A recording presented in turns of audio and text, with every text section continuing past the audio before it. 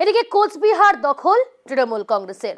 সায়ের deputy নিষেধ প্রামাণিককে হারিয়ে giant killer Jagadish Chandra Basunia ফল প্রকাশের পরদিনই সস্ত্রীক মদন মোহন মন্দিরেই পুজো দিলেন কোচবিহারের জয়ী তৃণমূল প্রার্থী। সঙ্গে ছিলেন জেলার তৃণমূল নেতৃত্বরাও।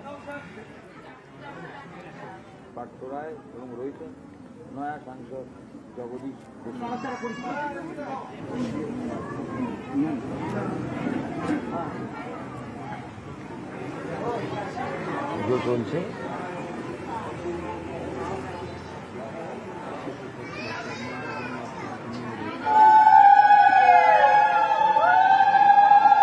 মদনমোহনের কাছে এটাই প্রার্থনা করলাম, কুচবিহারের মানুষের যাতে শান্তি আসে, কুচবিহারের মানুষের যাতে সমৃদ্ধি আসে।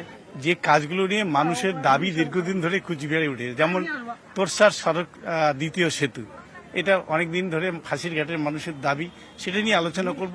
এবং এছাড়াও আমাদের শিক্ষা পরিকাঠামো এবং পানীয় জল প্রকল্পে যে যে জায়গাগুলোতে এখনো সঠিকভাবে সম্পূর্ণ ইমপ্লিমেন্টেশন হয়নি, সেগুলো আগামী দিনে যাবতীয় পরিকল্পনা যেটা আছে সেটা আমরা দলগতভাবে এবং কুচবিহার মানুষের মতামত নিয়ে সে কাজ আমরা করব।